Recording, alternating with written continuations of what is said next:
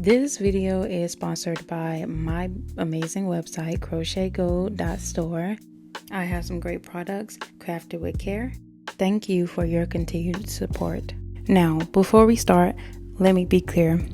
Everything that I'm sharing here today are my threaded thoughts and opinions based on what I've seen, experienced, and researched. If you see the same things or you see them differently, I respect that. Drop your perspective in the comments because that's how we grow together. Also, when I'm talking about specific people or situations, everything is alleged unless proven otherwise. Other than that, I'm just here to spark conversation, not to claim that I have all the answers or know these figures personally. Anywho, now that that is clear, let's get into the specific topic. Oh goodness, women who are in relationships with incarcerated men. This particular woman is actually a correctional officer. So when any prison relationship is getting started, they are dysfunction by design. A man in prison is in constant survival mode, managing violence, gang politics, dehumanizing treatment, and trauma daily. So his environment, like his entire emotional capacity, is going towards self-regulation in this unsustainable environment that's designed to break him. And women choosing this aren't choosing love, they're actually choosing guaranteed unavailability. And that choice reveals a lot more about them than the man who is actually needing this to emotionally regulate himself, because the psychological reality of incarceration is making him, go like climb up the walls in a way. So partnership is not actually possible.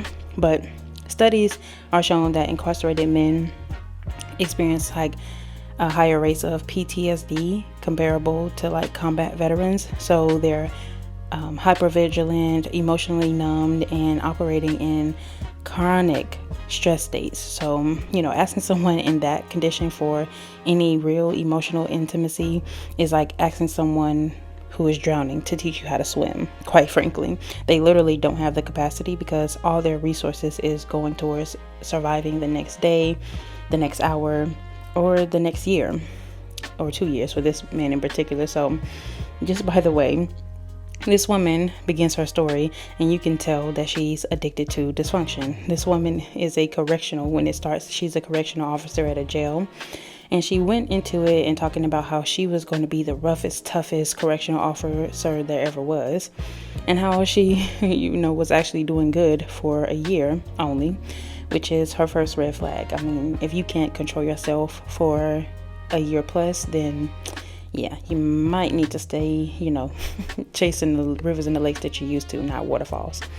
So even in the way that they are, meeting up and first met and had their first interaction, it really does not give what she thinks it gives, because she says that she told him to do something very directly, and he turned around to her and said, "Girl, stop playing with me." And from him disrespecting her, like somehow that pushed her attraction over the edge, because the way she talked about it, you would have thought he actually like did something to swoon her. It was ridiculous how she was painting that, quite frankly.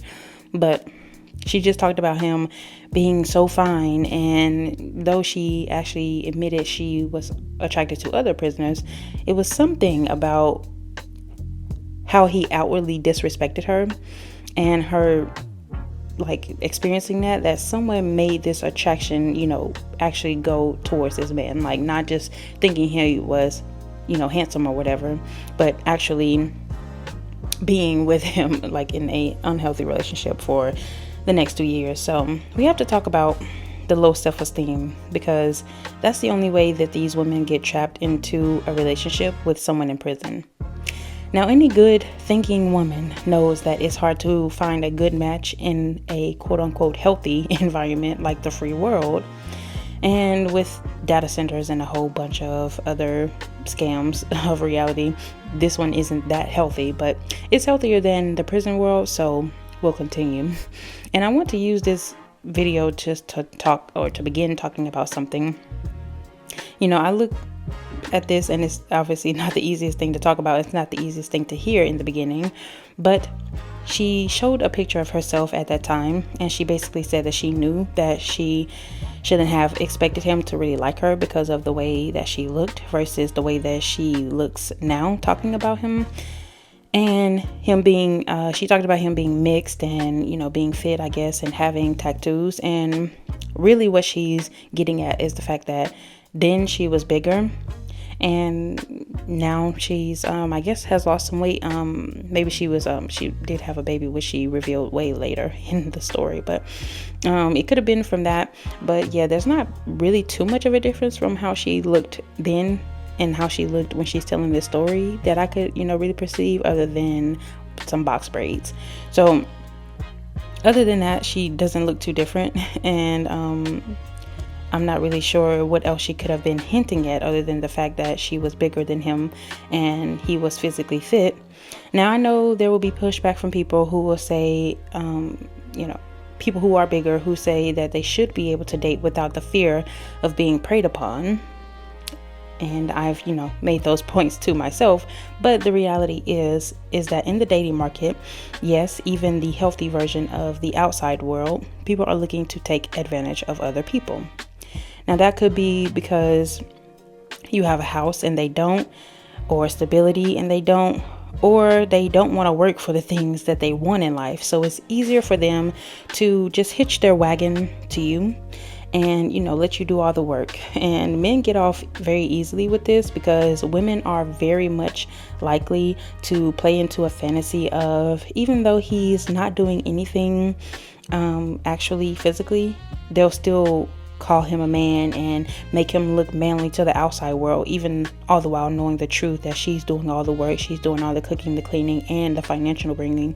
So, you know, it's crazy ass things that women would do just to say that they have a man around, and men know this, so they will play off of this low self-esteem in a heartbeat. Side note, I'm not sure how other people have equated other people seeing your value to then you having like self-esteem, because self-esteem in any case is something that's focused solely on how you feel about yourself. And if ever you are allowing anyone else's input, then you have a corrupted way of thinking. So basically, these guys in the prison, if I had to bet money on it, they actually were doing a bet. Him, who she was talking to, and his inmate, like bunkmate, whatever, cellmate, was actually betting on her and seeing which one of them that they could, you know, get her to start doing for them and, you know, start giving them special treatment. And if anything, we could say that, you know, because of who she is or because of her perceived low self-esteem, they see her as an easy target, not just because she's a woman, but predators see prey and they know prey. Now, I'm not sure of like what they actually did to get behind there, so I'm not saying predator in the traditional sense. I don't know what got them behind bars, like I said, but she does have something, she does give off something, if you know this about yourself already, and you have insecurities about it, and also just being in a society that fat phobia is, you know, definitely here and rampant, you know that there is something different between you and between, you know, other women that gets them different treatment. So something that she does have, with that being said, is value. You know, she could definitely, you know, even with her low self-esteem, I'm not bringing that up, mind you, just to dogpile on her. I'm bringing it up because from the moment that she is texting him, or, you know, she texted his sister, she immediately is opening her up to the possibilities of getting fired, getting charges, getting imprisoned, and so on. So low self-esteem will have you putting your own life at risk.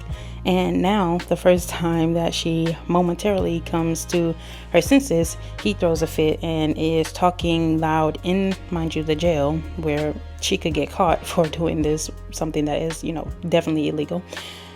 She comes to her senses and tries to stop it, and he throws a fit and is talking all loud in a way that could get her caught.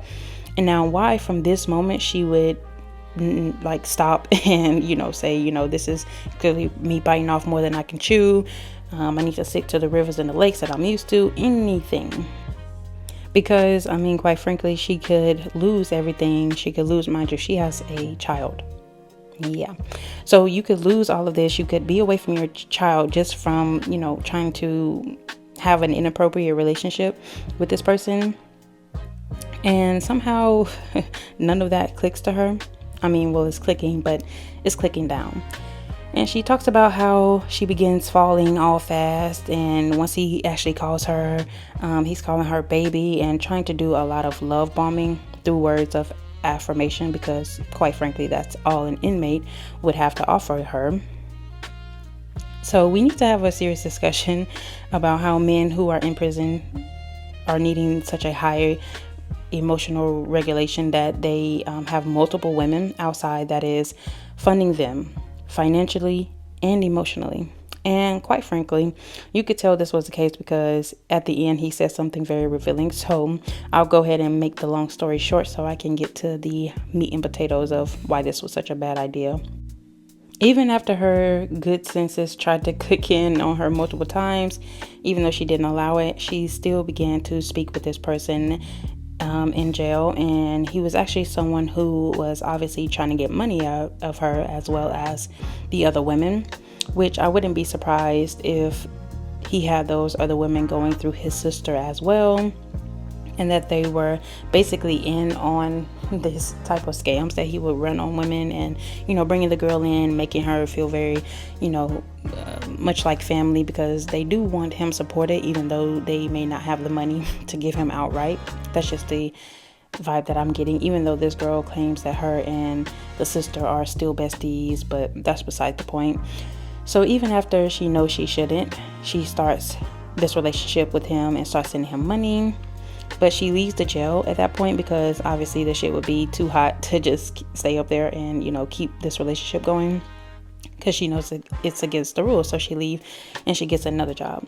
So she actually found out that he had a kid and a baby mama through going up at visits to his mama's house and all of these different events, where she also says one of his family members made a pass at her one time, which I wholeheartedly believe that, by the way, because I'm sure that he's thinking, well, if this guy is behind bars and getting all of this money out of her, what can I get out of her since I have actually more access to her? And the one thing that was really unfortunate about her story is that she actually talks about how she met an older guy who was not playing as many games and was treating her very well. And when she was talking to him, as well as, talking to the inmate was giving her her dose of dysfunction. She kind of cooled off with talking to him as so much, but she still had that attachment where she just couldn't, let things be well enough alone. And, they would still call and talk on the phone and would still have arguments and just screaming back and forth with each other. So the healthy guy is there. He's a stable guy. But she didn't lay out any problems with him, so I'm just going to assume that he was, healthy. So I just assumed that there wasn't any problems, like I said. But this woman is herself addicted to dysfunction, so she is the problem. And my theory is that this definitely began by having men treat her in a subpar standard. So much so that she developed a complex about herself and relationships. So when unfortunately she did have access to a stable or more normal relationship, she didn't know how to hold on to that level of stability, and she got used to the push and pull of the relationships, and that she just gave up on that man who was actually walking around free and giving her money and treating her decent for a man who was behind bars and could do absolutely nothing for her at all. Except what he did actually do, which was to take what little she did have. Now, this man actually did her a favor, whether you want to believe it or not. Yes, the inmate did her a favor. He began by telling her that, he got out in 8 months, when in fact, he just came up for parole in 8 months, and she could already tell from his behavior that he wasn't going to just get out in 8 months. So she found out that that was, a lie, a fabrication. But did she leave him alone? No, she did not. He tried to talk to her friend just to see if he could get money out of her. But did she leave him alone? No, she did not. She also found him being sneaky about other relationships while they were together with different women. But did she leave him alone? No, she did not.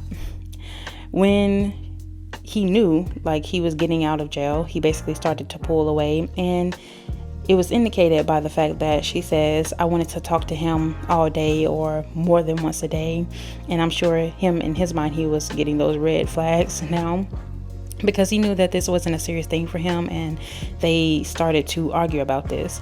But still, did she leave him? No, she did not. His friends, who even knew him before he actually went to prison and got in this predicament, they saw her and said that she wasn't his type and that the relationship wouldn't go further after he got out of jail. But did she leave? I'm sure you know the answer by now is no, she did not.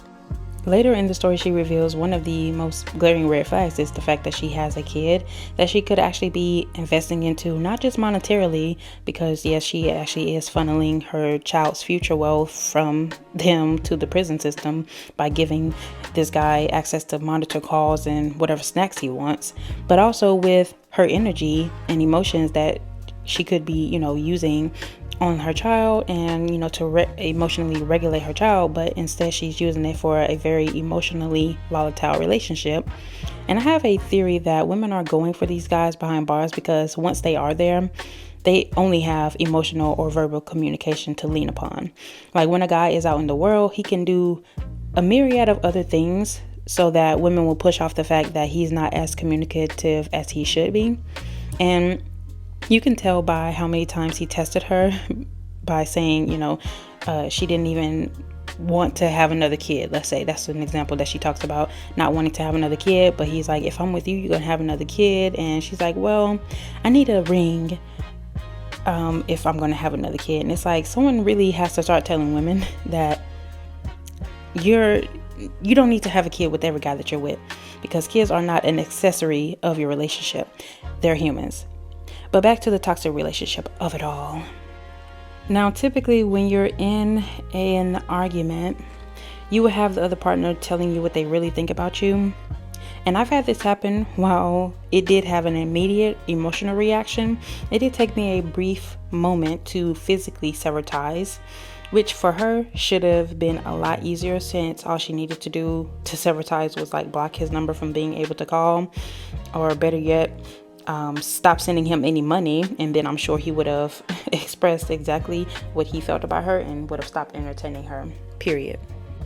Now, when he actually starts getting out and is being prepped to be released inside the prison, then he actually starts to cut her off like he always planned to do. He said that he realized months ago that he didn't actually want to be in a relationship when he got out, but he still talked to her. He also said it was never supposed to get this far. He also said what I indicated before by this being something of a bet between him and his cellmate. And the icing on the cake is him telling her that, as she's crying, by the way, that this is somehow a shocking revelation to her as well.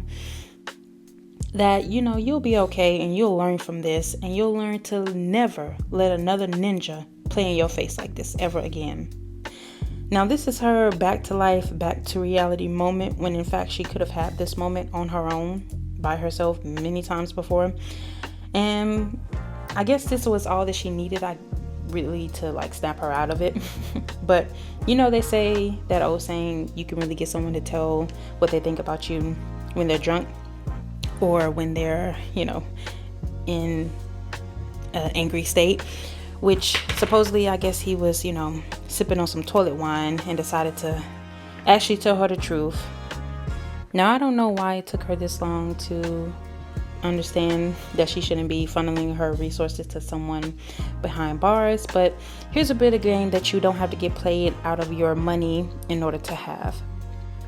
If you have anything about yourself that you feel insecure about, I will tell you that you need to wait in order to get into a relationship. Now, you may hear this and say, well, I want a partner who will love me, flaws and all. And to that, I will reply, but if you don't love yourself, flaws and all, and you are consistently trying to get someone else to see your value and what you perceive as brokenness, how in the hell is someone actually else going to look past the things that you don't like about yourself in order to truly love you?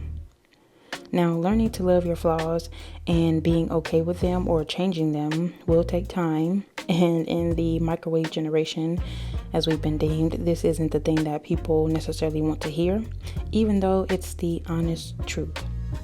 But yes, that was your tidbit of game, and you didn't even need to get played out of, your time, your resources in order to get it. But thank you so much for watching this video, and until next time, keep creating.